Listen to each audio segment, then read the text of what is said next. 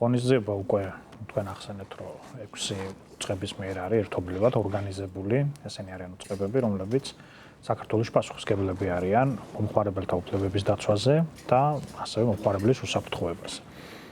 ჩვენ უკვე მე-13 ვახორციელებთ აღნიშნულ ღონისძიებას, ტრადიციულად ეს ემთხვევა მარტისთვის, რადგან 15 მარტი არის მომხმარებლის საერთაშორისო დღე და ამასთან დაკავშირებით ჩვენ მართავთ კვირეულს, რომლის მიზანი არის მოსახლეობაში და სხვადასხვა დაინტერესებულ მხარეებში უფრო მეტი ინფორმაციის მიწოდება და ცნობიერების ამაღლება, იმიტომ რომ სხვადასხვა მარეგულირებელ უწყებებს უკვე დიდი ხანია, რაც მომხმარებელთა უფლებების დაცვა აქვს, თუმცა ეს ყოვლის მომცველი კანონმდებლობა, რომელსაც მთლიანობაში ჩვენი უწყება აღასრულებს, სულ რაღაც 2 წელია, რაც არის საქართველოში. ამიტომ ჩვენ გვინდა რომ მეტმა მომხმარებელმა იცოდეს საკუთარი უფლებების შესახებ და ამ კვირეულის ფარგლებში ჩვენ როგორც თბილისში, ასევე რეგიონებში ყვებით იმ შედეგებზე, რომელიც გვაქვს მთელი ამ პერიოდის მანძილზე, გამოწვევებზე, ინიციატივებზე, სტანდარტებზე, თუ როგორ უნდა მოიქცეს მომხმარებელი ამა თუ იმ საკითხისას, თუ მას აქვს პრობლემა, პრეტენზია მოვაჭრესთან და ცდილობს რომ ეს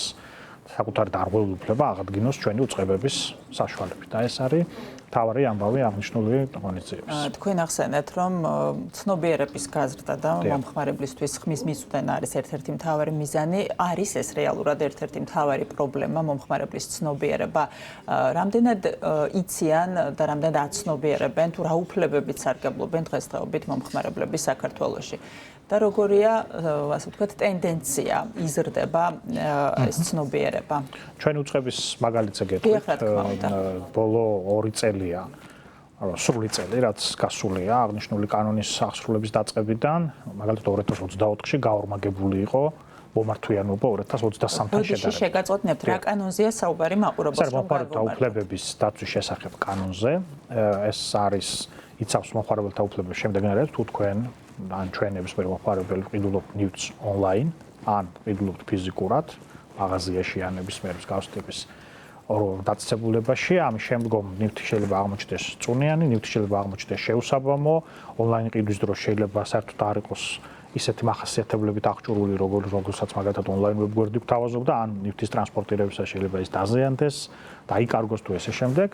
თუ მომხმარებელი მიმართავს მოვაჭრეს და მოვაჭრე არ დაუკმაყოფილებს მის მოთხოვნას, ამის შემდგომ ხდება ჩართულობა ჩვენი ორგანიზაციის, ის ჩვენ მოგმართავს და ხდება საკითხის განხილვა დაახლოებით 1 თვეა მაქსიმალური ვადა.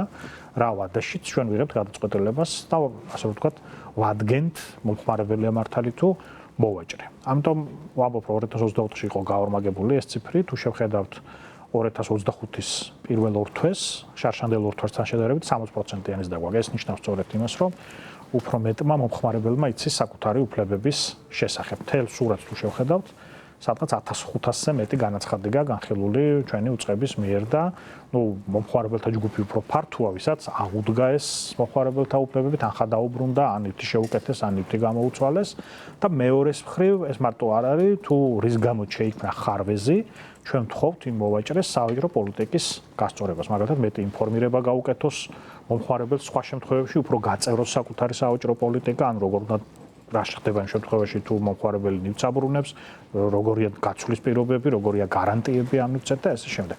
ამიტომ გარდა მომხმარებლის უფლების აღდგენისა, ჩვენ ვაცვლებინებთ სავაჭრო პოლიტიკას იმ კომპანიებს, რამაც საბოლოო ჯამში შექმნა ხარვეზი და პრეტენზია მომხმარებლის მხრიდან. ის მხოლოდ ონლაინ შენაძენს ეხება. რა ხდება იმ შემთხვევაში, თუ ფიზიკურ მაღაზიებში მოხდა საქონლის შეძენა, რომელიც თუნდაც უბრალოდ აღარ მოგვეწონა და გვინდა რომ დავაბრუნოთ მეორე დღეს, მე-13 დღეს, რაღაცა გარკვეულ პერიოდში. რა უფლებებით სარგებლობენ ამ დროს მომხმარებლები? ორივე შემთხვევაში მნიშვნელოვანია, რომ მომხმარებელს კონდეს ზუსტი ინფორმაცია, თუმცა განსხვავებით ფიზიკური ვაჭრობიდან ონლაინ შესყიდვის დროს თითოეულ ჩვენთაგანს აქვს 14 დღიანი უპირობო დაბრუნების ვადა. ჩვენ შეგვიძლია 14 დღის განმავლობაში თუ ნივთს არ აქვს დაკარგული თავდაპირველი სახე, მაგალითად ახლა არ მინდა ისე იქნას გაგებულა, ეს არის მანქანა ვიყიდეთ ონლაინ 12 დღე ვამუშავეთ და მე-13 დღეს გვინდა რომ დავაბრუნოთ. ეს რა თქმა უნდა ამ ასეთ პირობას თავისთავში არ მოიცავს, ეს გულისხმობს თუ ამ 13 დღის ვადაში რაიმე ხარვეზი აღმოაჩნდა ამ ნივთს, ან უბრალოდ არ მოგვეწონა და გვინდა რომ დავაბრუნოთ იმ ფორმით, რა ფორმითაც ჰქონდა ნაყიდი ონლაინ მაღაზიიდან. ფიზიკური ვაჭრობის დროს უკვე დაბრუნების წესს და პირობას განსაზღვრავს თვითონ მოვაჭრე და ნებისმიერი მაღაზია, უბრალოდ ის ვალდებულია ჩვენ წინასწარ გითხრას ამის შესახებ. თუ ნივთი არ ბრუნდება, წინას არ უნდა გითხრას, თუ ნივთი ბრუნდება 5 დღეში, 3 დღეში თუ 1 კვირაში, ამის შესახებაც მაქსიმალური ინფორმირება მომხმარებელს ცხადად, მკაფიოდ უნდა განმარტოს და აუხსნას, რომ მე ვიყო ინფორმირება. შეუძლია საერთოდ არ დაიბრუნოს ნივთი და ამის შესახებ გაგაბა. ფიზიკური ვაჭრო მაღაზიე, ფიზიკური ყიდვის დროს, თუ რა თქმა უნდა მომხმარებელს მე ვეუბნები, რომ იცით, კარგად ნახეთ ეს ნივთი, შეიძლება ნივთს არ ვაბრუნებ, ეს უკვე მისი გადასაწყვეტი, მისი სავაჭრო პოლიტიკის ნაწილი. ამიტომ მე მაქვს საშუალება, რომ ადგილზე ყველანაირად დავათვალიერო, რომ გავტესტო და პირობითად თუ იქვე ვერ აღმოვაჩენ რაიმე შეუსაბამობას, ეს ნივთი ვიყიდო. თუმცა თუ ეხა ეს სახში წაღების მერე ეს ნივთი აღმოჩნდა ქარხნული წუნით ან რაიმე ესეთი წუნის მატარებელი, ბუნებრივია, ამ შემთხვევაში ეს ნივთი ბრუნდება, მაგრამ მოვაჭრე ნებისმიერ შემთხვევაში ვალდებულია ფიზიკური ვაჭრობის დროს მოგიყვეთ და დეტალურად გამგიმარტოთ თუ რა უფლებებით ხართ აღჭურვილ. აი თუნდაც წუნის აღმოჩენის შემთხვევაში რას ვაკეთებთ, ესეც კი უნდა გითხრათ, როდესაც ფიზიკურ ვაჭრობას ეხება საქმე. კვირეულის ფარგლებში ერთ-ერთი თემა იყო ყურადღება დაეთმო ინკლუზიის ხელმისაწვდომობა შეზღუდული შესაძლებლობის მქონე მომხმარებელთა გაძლიერებას.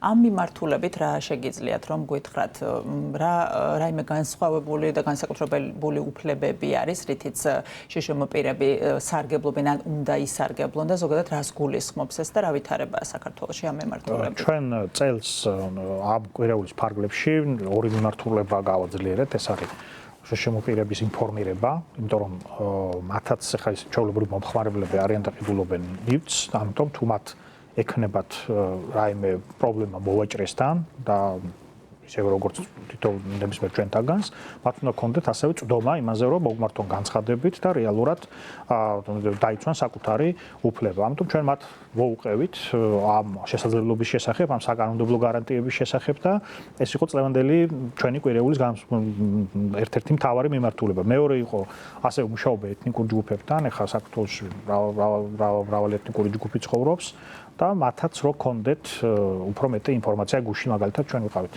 ახალქალაქში, სადაც ადგილობრივ საზოგადოებასთან მქონდა შეხვედრა და მათაც ასევე აუხსენით რეალურად აღნიშნული საკანონმდებლო გარანტიების შესახებ. ამიტომ ეს მუშაობა გაგრძელდება, იმიტომ რომ ჩვენ ვთვლით, რომ მაინც მთავარი გამოწვევა ინფორმირებაა, იმიტომ რომ კანონი ახალია.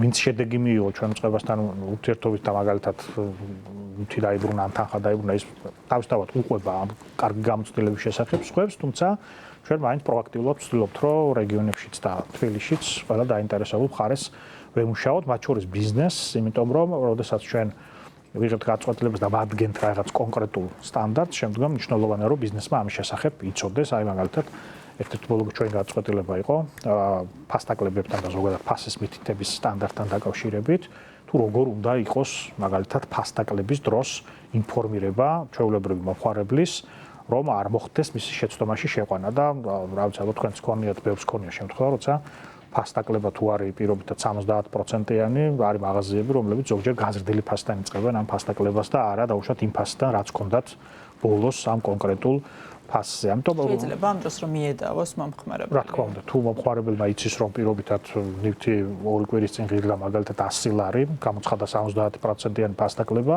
ამ ნივთის ფასი უნდა იყოს 30 ლარი, ხო? ბუნებრივია, მაგრამ არის შემთხვევები, როდესაც 150 ლარი დაიწყებენ 70%-იან ფასტაკლებას და ნუ ეს პრობლემა მოვიტანა, რა თქმა უნდა, მომხმარებელმა ჩვენამდე და ამ გადაწყვეტილების შემდეგ მივედით ამ სტანდარტის დადგენამდე, ამიტომ თუ წააწყდებით მსგავსი ტიპის პრობლემას, მინდა მომხმარებლებს უთხრა თქვენი ეთერის საშუალებით, მათ შეუძლია მოგმართონ და ჩვენ რა თქმა უნდა ვივთითებთ მოვაჭრეს. ხდება ამ პრობლემის აღმოფხვრა.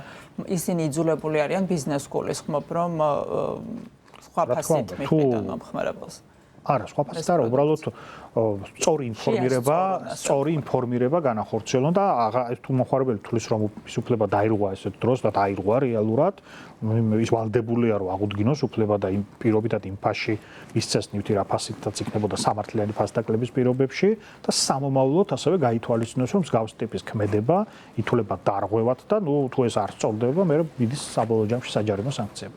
თქვენ ახსენეთ ბიზნესის ცნობიერებაც, ამაზეც მინდოდა მეკითხა, მომართვიანობა გაიზარდა მომხმარებელთა მხრიდან, ეს იმას ნიშნავს, რომ ხშირად ბიზნესი არ უკმაყოფილებს მათ მოთხოვნებს და შემდეგ უკვე ხდება საჭირო თქვენი სააგენტოს ჩარევა. რამდენად არიან თავად კომპანიები ინფორმირებული ამ ყველაფრის შესახებ, რამდენად აწვდიან ინფორმაციას მომხმარებელს, ან რამდენად სწორად რეაგირებენ მომხმარებელთა პრეტენზიებზე, იქამდე სანამ თქვენი ჩარევა გახდება საჭირო. პირველ რიგში მაინც ეს ზრდა ალბათ უკავშირდება რომელმა ადამიანმა იცის ამ კანონმდებლობის შესახებ და ამიტომაც გაზრდილია ეს მომართვიანობა. ეს არნიშნავს იმას, რომ ეხლა უფრო მეტი დარღვევა ვიდრე მაგალითად გასულწევს. უბრალოდ მეტი ადამიანი აღჭურვილია ამ ინფორმაციით და ცოდნით.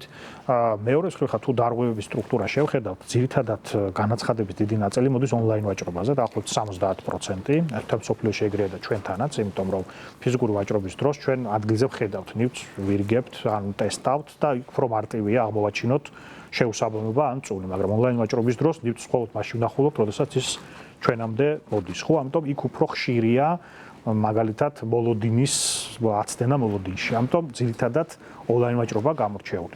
თუ ბიზნესს შევხედავთ მთლიანობაში, ძირითადად მცირე და საშუალო კომპანიების პრობლემაა დარღვევების დროს, იმიტომ მსხვილ კომპანიებს ეს საკითხი მეტნაკლებად მოწესრიგებული აქვთ მანამდეც კანონის შემოღებამდეც, იმიტომ რომ მსხვილი ბიზნესი უფრო ორგანიზებულია, გამართული მარკეტინგი აქვს და მაინც ის რომ კვაყოფილი მომხმარებელი ერთ-ერთი მნიშვნელოვანი ამბავია.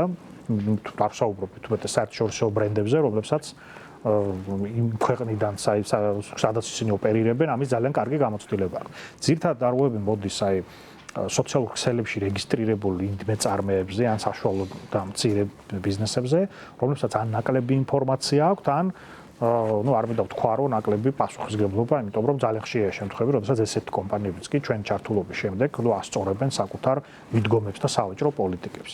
ერთ-ერთი გამორჩეული და ესეთი ხშირად დარღვევასაც ფიქსირდებოდა სექტორია პირველ ადგილზეა ტანსაცმლით და ტექნიკით ვაჭრობა და მეორეზე იყო გადამზიდავი მომსახურება, როდესაც აი მაგალითად ნივთს იწერთ უცხოეთიდან თუ ადგილობრივიდან და გადაზიდვის დროს, აი ეს სერვისის დროს ხდება ნივთის ან დაზიანება, ან არ მოწოდება, ან დაკარგვა და ესეც ერთ-ერთი ყველაზე ხშირი სფეროა, სადაც ჩვენ მომხმარებელთა პრეტენზიებს ვიღებთ და აქ არაერთი გადაწყვეტილება გვაქვს მიღებული, რომელმაც გააუმჯობესა მომხმარებლის მდგომარეობა. ერთ-ერთი ყველაზე საინტერესო საკითხი, რასაც გავდივართ, ეს არის ალბათ თქვენც და ბევრს ქონია შემთხვევა, როცა delivery service-თან მიტანის სერვისით სარგებლობთ და არის ხშირ შემთხვევაში პრობლემა ქართულ ენაზე კომუნიკაციის ან ზოგჯერ ინგლისურ ენაზე კომუნიკაციისაც კი და ეს кейს ჩვენთან ახლა განხილება, გაწყვეტილება პრაქტიკულად მიღებული გვაქვს და კომპანიას დავალდებული. შეიძლება რომ კი, რა თქმა უნდა, თუ თქვენ უფლება გაქვთ, როგორც მომხმარებელს, საქართველოს პირველ რიგში ქართულ ენაზე, თქვენი არჩევანი რა ენაზეც გინდა იმ ენაზე, მაგრამ თუ ეს დისკომუნიკაცია ხარ არც ვერც ერთ ენაზე. როგორ ხდება მოგვარება?